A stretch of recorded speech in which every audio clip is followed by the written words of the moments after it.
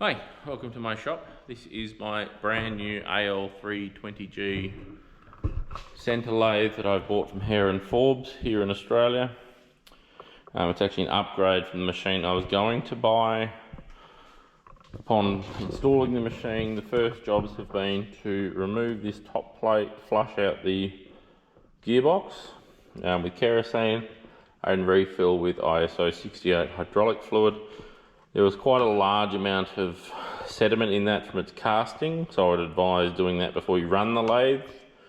When I did this, the lathe had never been run, so I can't offer you any advice beyond that, but from other videos I'd seen, it's worth doing before you operate the lathe. The gasket supplied with the lathe is this here, that comes off of the gearbox, and it's heavily deformed, so it's not oil resistant in any way and requires replacement from several of the lathe, which is a bit of a bummer.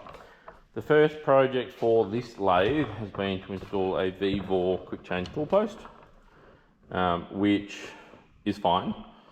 It's quite simple. It's a 135 to 140 millimeter bolt size to suit the diameters of the cross slide, the bushing for the tool post, and it takes an M16 by 1.5 millimeter nut on top.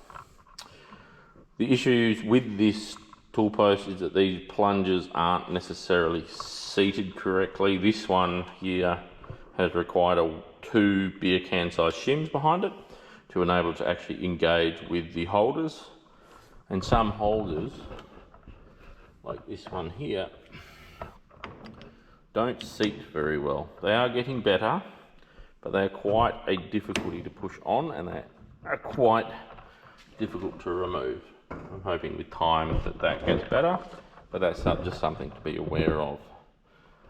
Now this lathe was purchased with the stand and some tooling. It comes with a back plate, and it also comes with a 4-jaw chuck and change gears threading. Now it also comes with two dead centers, which are Morse tapers. The live centers chucks I bought separately. However, there are quite several amounts of spanners and Allen keys that are required for setting it up and adjustment.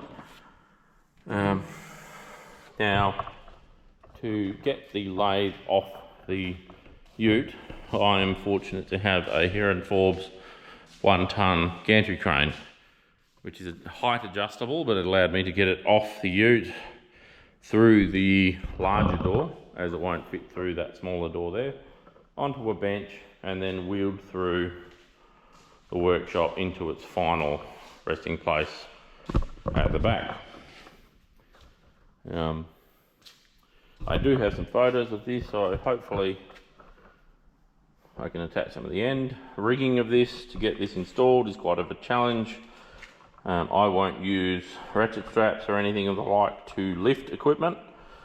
So with soft slings, the only way I found was to sling around either side of the ways with the soft slings against the chuck, this guard upwards, and the weight to balance as best it can with your everything not spindle related off to the right hand side as far as you possibly can get it.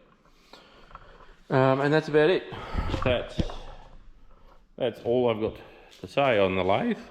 So hopefully chicken sandwiches, bonky bum bum.